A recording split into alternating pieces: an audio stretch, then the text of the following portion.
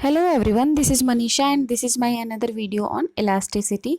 Last video में हमने discuss किया था stress, strain, type of stress, जिसमें मैंने बताया था आप लोगों को स्ट्रेस कितने टाइप का होता है। 3 टाइप का होता है, लॉन्गिट्यूडनल और शेयर स्ट्रेस, उसके बाद था वॉल्यूम स्ट्रेस। वैसे ही स्ट्रेन के भी 3 टाइप थे, लॉन्गिट्यूडनल, शेयर स्ट्रेन और फिर वॉल्यूम स्ट्रेन। ओके, और फिर मैंने एक ग्राफ से ऐसे आपको बताया था इन दोनों के बीच की जो डायरेक्ट मतलब रिलेशन है, डायरेक्ट प्रोपोर्शनल है एक दूसरे की, लेकिन एक लिमिट तक। ऐसे करके मैंने एक ग्राफ बनाया था कि एक सर्टेन लिमिट तक, और ये जो स्लोप है यहाँ तक का, ये वाला यहाँ पर स्ट्रेस था और ये था स्ट्रेन। और इसके बाद ये जो आया था ये था modulus of elasticity. Okay, modulus of elasticity, और उसको मैंने किससे डिनोट किया था, ई से, और ये डायरेक्टली ऐसे रिलेशन था इसमें, स्ट्रेस अपॉन स्ट्रेन, ये मॉडुलस ऑफ इलास्टिसिटी। फिर मैंने ये भी बताया था कि ये जो मॉडुलस ऑफ इलास्टिसिटी है ये क्या है, मटेरियल की प्रॉपर्टी है। जैसे कि रेजिस्टिविटी है, तो ये क्या होता है, मटेरियल की प्रॉपर्टी है कि उस पर्टिकुलर मटेरियल की रेजिस्टिविटी कितनी है। ठीक वैसे ही ये मॉडुलस ऑफ इलास्टिसिटी है कि कितना कोई मटेरियल मतलब इलास्टिक है। इस तरीके की चीज़ है कि कोई भी मटेरियल है तो वो कितना इलास्टिक है। ये किससे फाइंड आउट करते हैं, मॉडुलस ऑफ इलास्टिसिटी से। तो अब ये कितने टाइप का होता है, चलिए इसे भी देख लेते हैं। ये 3 टाइप का ये भी होता है मॉडुलस ऑफ इलास्टिसिटी। देखिए types of modulus of elasticity. First क्या है इसमें आपका young modulus. Okay, young modulus of elasticity.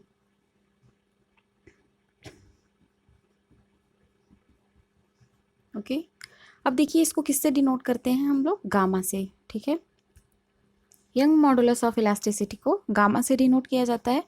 और ये होता कितना है, मैंने आप लोगों को बताया था जब स्ट्रेस स्ट्रेन में पढ़ा रही थी तो लॉन्गिट्यूडनल स्ट्रेस और लॉन्गिट्यूडनल स्ट्रेन के बारे में। ठीक है, और इलास्टिसिटी क्या है, स्ट्रेस अपॉन स्ट्रेन। तो ये यंग जो मॉडुलस ऑफ इलास्टिसिटी वो बेसिकली लॉन्गिट्यूडनल स्ट्रेस और लॉन्गिट्यूडनल स्ट्रेन से रिलेटेड है। ठीक है, देखिए क्या है ये, longitudinal stress upon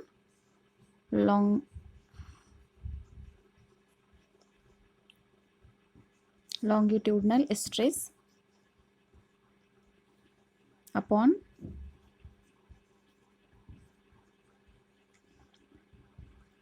longitudinal strain। Okay, तो अब देखिए इसको कैसे हम लोग डिनोट कर सकते हैं। मैंने लास्ट लेक्चर में बताया था कि लॉन्गिट्यूडनल स्ट्रेस क्या है कि एक अगर यहाँ पे एक सिलेंडर है, जैसे मान लीजिए कि ऐसे है कोई। ठीक है, अब इस पे क्या किया गया कि बहुत ज़्यादा ऐसे पकड़ के इसको खींचा गया। ठीक है, या फिर कोई स्प्रिंग है, स्प्रिंग का एग्जांपल ले लीजिए। सपोज करिए कि यहाँ पे एक स्प्रिंग थी ऐसे, और यहाँ पे फिक्स थी। अब इसको पूरा ऐसे स्ट्रेच किया गया या फिर इसे कंप्रेस किया गया। ठीक है, तो दोनों केस में क्या आया, उसकी लेंथ के अलोंग ही स्ट्रेस या फिर स्ट्रेस इस पे डाला जा रहा है। ठीक है, या कंप्रेस किया जा रहा है या तो स्ट्रेच किया जा रहा है। ठीक है, तो इसमें क्या था, इसको क्या बोलते थे हम लोग, लॉन्गिट्यूडनल स्ट्रेस।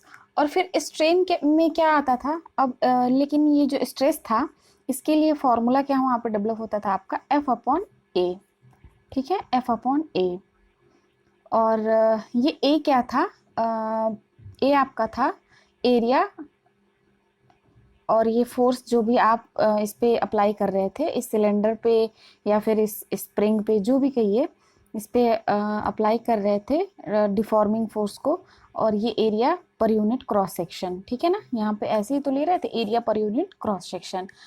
तो अब देखिए यहाँ पे, और जो ये लॉन्गिट्यूडनल स्ट्रेन था उसमें क्या था, चेंज इन डायमेंशन। क्या था, change in dimension, dimension divide by change in dimension divide by original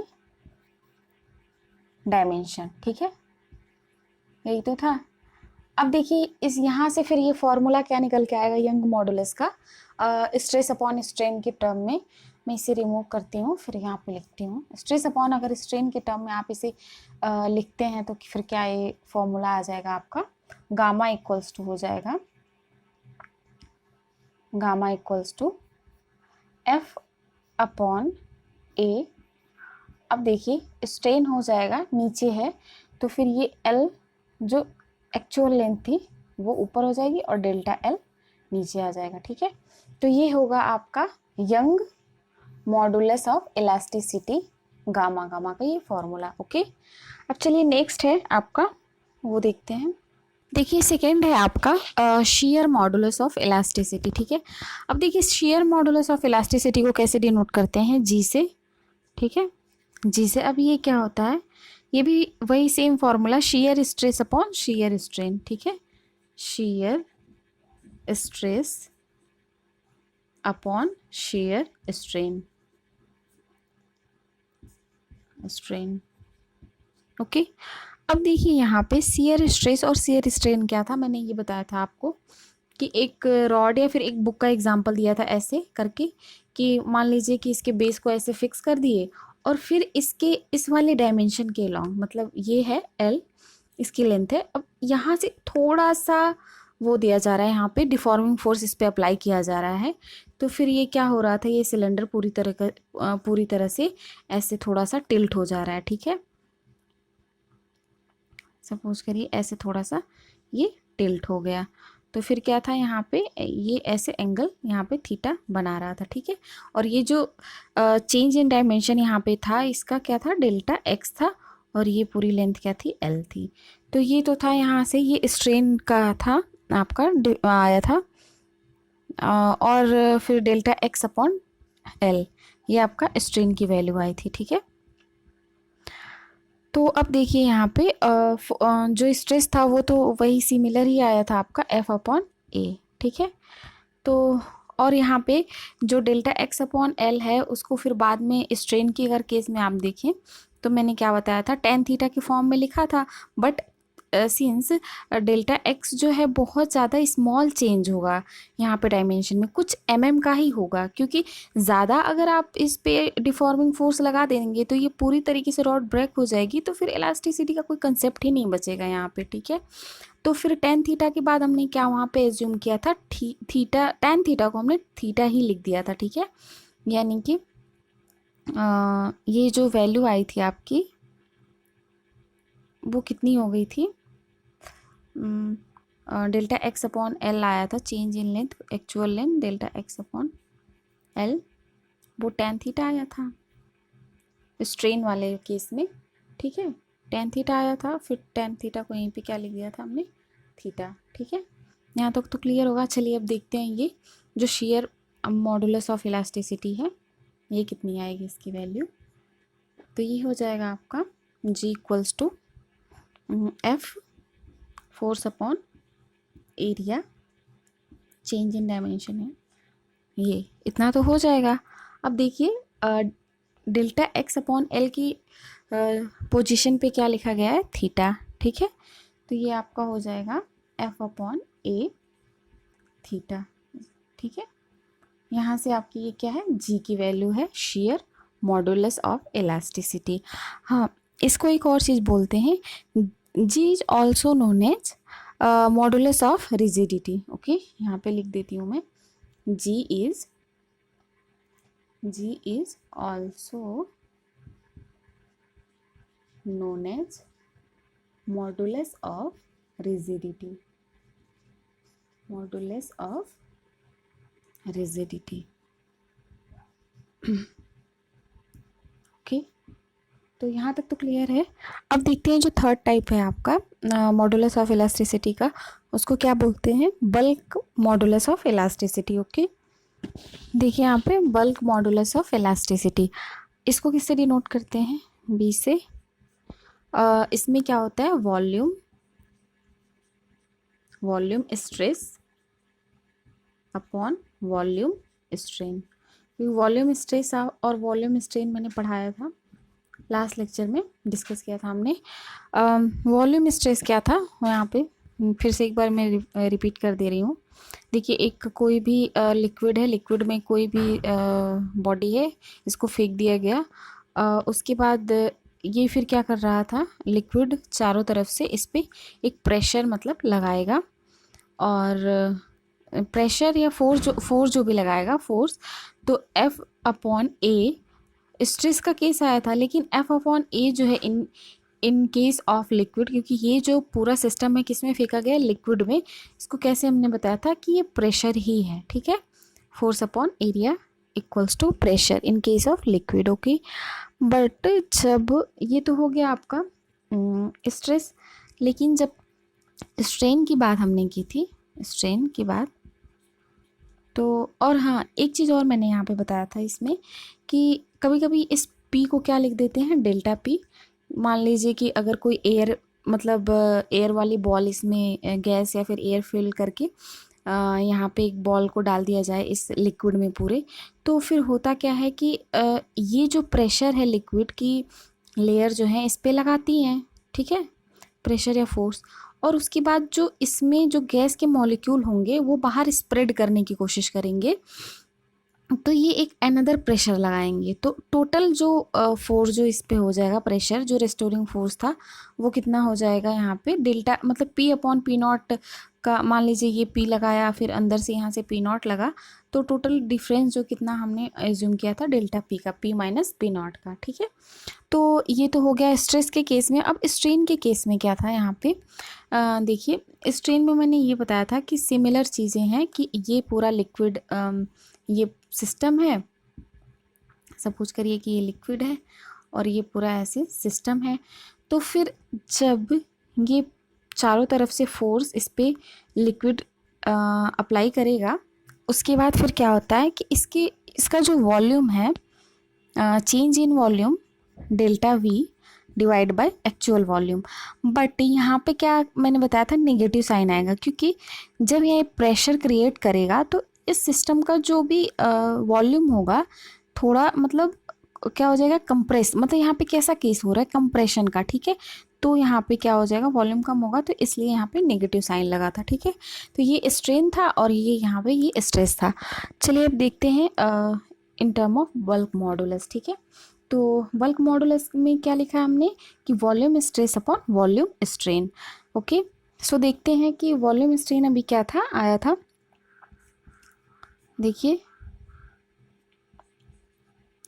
volume strain था आपका, स्ट्रेस था आपका P, और जो वॉल्यूम स्ट्रेस था वो क्या था, delta V upon delta V upon V। तो ये क्या हो जाएगा, V upon delta V, okay. और फिर क्या था, विथ नेगेटिव साइन, तो यहाँ पे क्या करेंगे, एक माइनस का साइन लगा देंगे, ओके। तो बल्क मॉडुलस आपका कितना है, minus PV divide by delta V, okay. So या फिर इसको फोर्स के अगर कॉन्टेक्स्ट में लिखना है, फोर्स अपॉन एरिया, तो ऐसे हो जाएगा आपका F upon A V upon minus delta V, okay. दोनों डेफिनेशन क्या है, करेक्ट हैं, ठीक है। तो अब देखते हैं कुछ क्वेश्चंस को डिस्कस कर लेते हैं जो यंग मॉडुलस पे बेस्ड है। फर्दर फिर शेयर मॉडुलस और बल्क मॉडुलस के भी क्वेश्चन करेंगे, ठीक है। सो स्टार्ट करती हूँ मैं कुछ क्वेश्चंस को जो कि आयोग में ही आए हैं और UPPCS में भी पूछे गए हैं, ओके। सो फर्स्ट क्वेश्चन है, देखिए क्वेश्चन है आपका, the force required to stretch a steel wire 1 square centimetre cross section to double its length having gamma, यानी कि यंग मॉडुलस आपका दे दिया है 2 multiplied by 10 to the power 11 newton per metre square will B.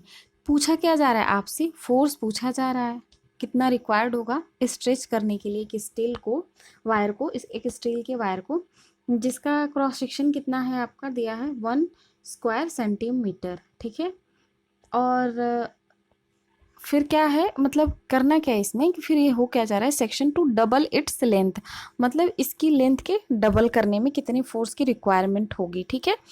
तो अब देखिए कि यंग मॉडुलस का सवाल है यहाँ से, क्योंकि लॉन्गिट्यूडनल लेंथ और ये सारी चीज़ों के बारे में बात हो रही है, और यहाँ पे डायरेक्टली गामा बराबर दे भी दिया है, ठीक है। तो इससे फाइंड आउट कर सकते हैं। देखिए गामा बराबर क्या मैंने बताया था, longitudinal stress upon longitudinal strain, ठीक है, longitudinal stress upon longitudinal strain, okay, longitudinal strain. अब देखिए इसके में फॉर्मूला क्या आया था, F A L upon delta L. यहाँ पे डेल्टा एल क्या है आपका, चेंज इन लेंथ है, ठीक है।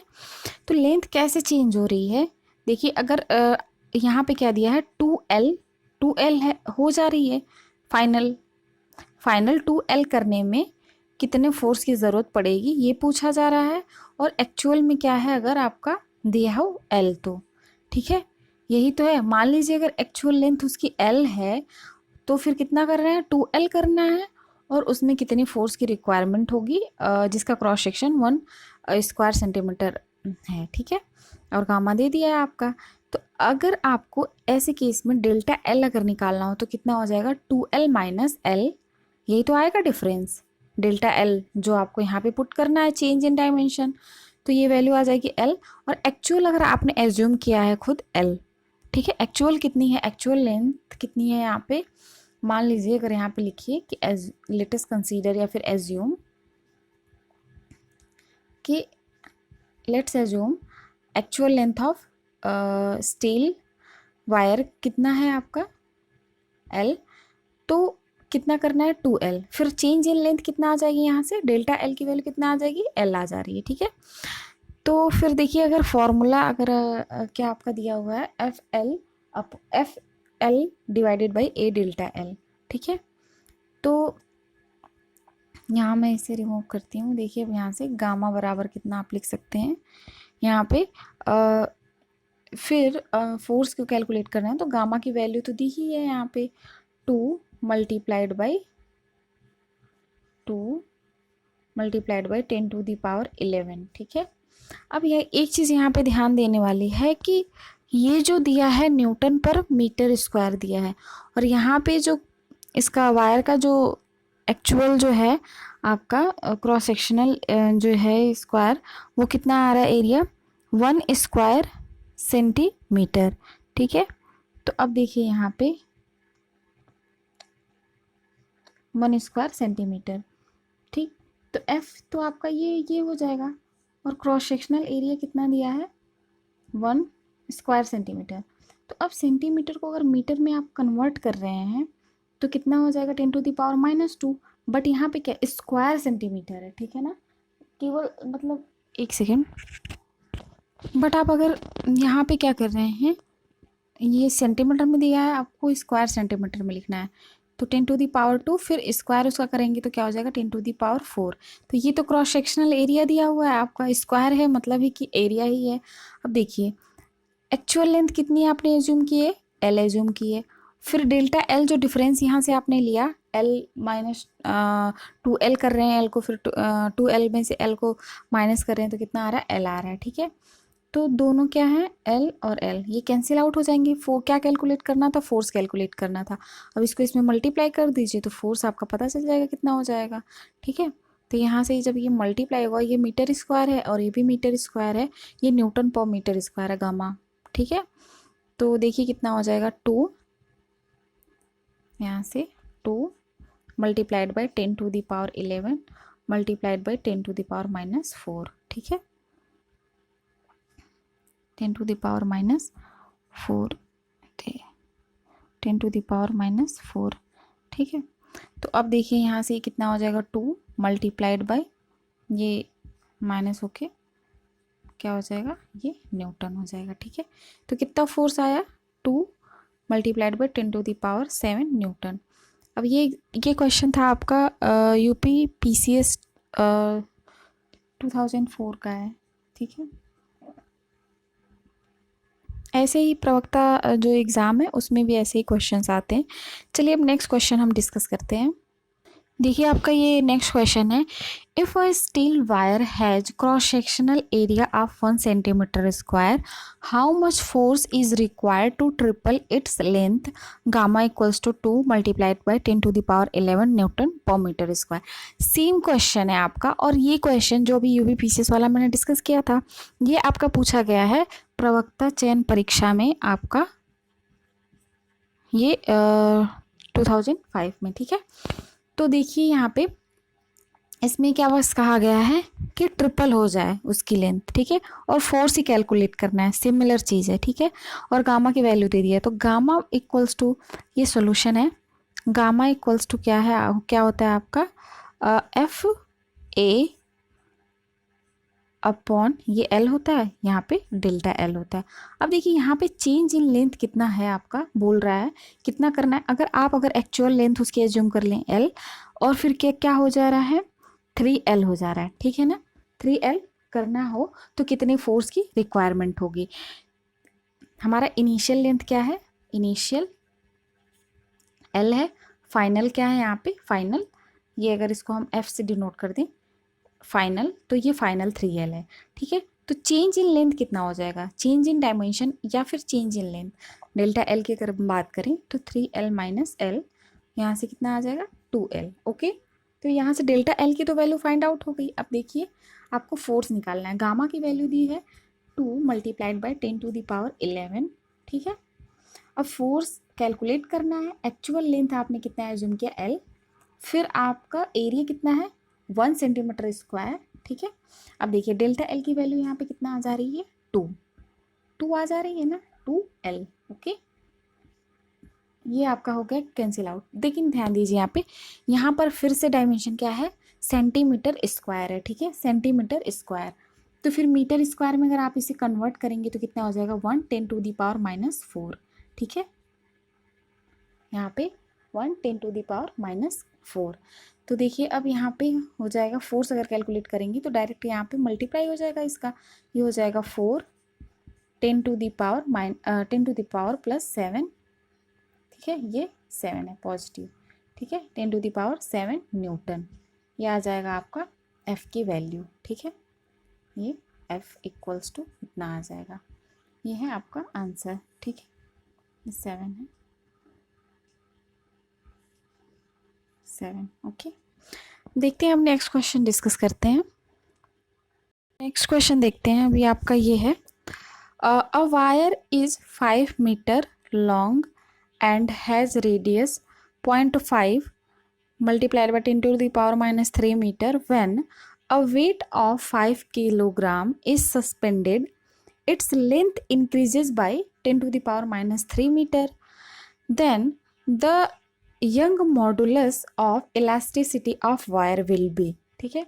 तो अभी तक जितने भी क्वेश्चंस हमने किए थे बहुत इजी थे। अब देखिए इसमें क्या है, कुछ ज़्यादा ट्रिकी नहीं है। यंग मॉडुलस का वो पता ही है डेफिनेशन कि क्या है।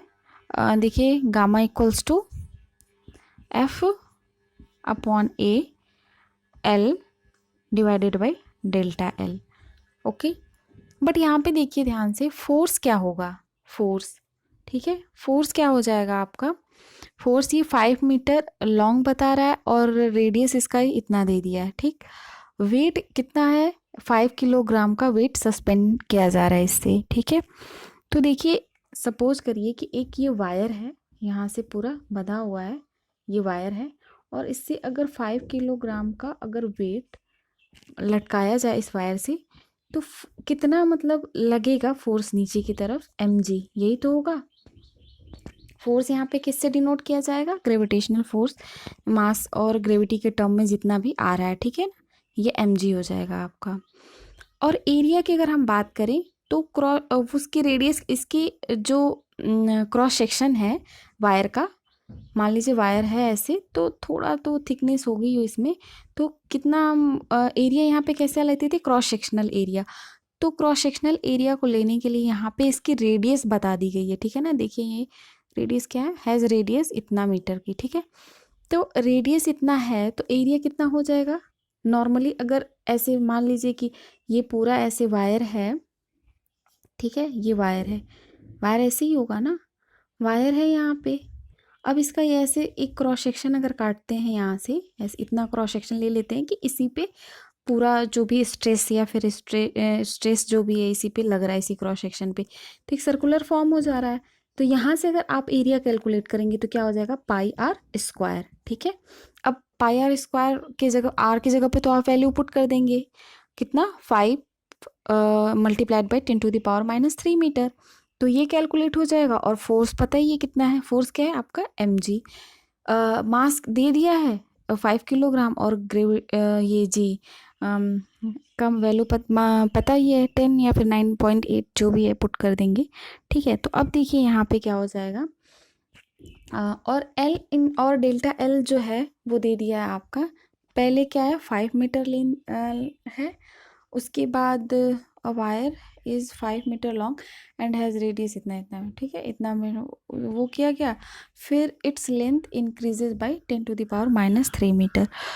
तो चेंज इन लेंथ क्या है आपके यहाँ पे, देखिए यहाँ पे आपका दिया हुआ है फोर्स, फिर कितना हो जा रहा है यहाँ से, ये गामा इक्वल, गामा की वैल्यू पूछा है, एम जी कितना हो जाएगा, एम इसका मास है 5, जी की वैल्यू आप 10 ले लीजिए, लेंथ कितना है, एक्चुअल लेंथ 5 मीटर। ओके, अब देखिए एरिया कितना आ रहा है, पाई आर स्क्वायर 3.14, आर की वैल्यू कितनी है 0.5 मल्टीप्लाइड बाई 10⁻³ ओके, ये 0.5 को हटा करके इसको 4 कर लीजिए, ज़्यादा इजी हो जाएगा कैलकुलेशन, यहाँ भी 5 है यहाँ भी 5 है। ठीक है, और ये हो जाएगा आपको स्क्वायर। फिर इसके बाद क्या रिमेनिंग रह रहा है, एक्चुअल लेंथ एल, ये 5 लिख दिए हैं। अब डेल्टा एल कितना हो जा रहा है 10⁻³ ओके, चेंज इन लेंथ। ठीक है, अब देखिए ये स्क्वायर है यहाँ पे, ये भी 5 स्क्वायर है, तो ये 5 और ये 5 स्क्वायर ये कैंसिल आउट हो जाएंगे आपस में।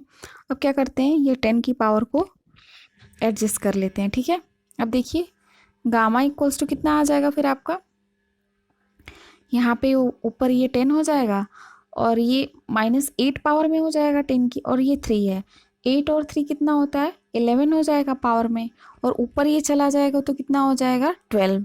ठीक है, 10⁻12, और फिर ये डिवाइड बाई कितना हो जाएगा 3.14 ओके। सो इसकी वैल्यू कितनी आ जाएगी, ये 12 हो जाएगा ऑलमोस्ट 3 × 10⁻11। ठीक है, तो ये हो जाएगा आपका यंग मॉडुलस, ये कितना आएगा Newton per metre square okay. तो ये हो जाएगा आपका आंसर, गामा इक्वल्स टू कितना आ रहा है यहाँ से 3 × 10⁻11 newton per metre square okay. So thank you everyone for watching this video. Next video में हम और बात करेंगे जो बल्क मॉडुलस और शेयर मॉडुलस है उससे रिलेटेड जो भी क्वेश्चन आए हैं उसको करा देंगे। ये भी क्वेश्चन आपका एग्ज़ाम में ही आया है, 2000 में शायद आया है। ठीक है, सो थैंक यू।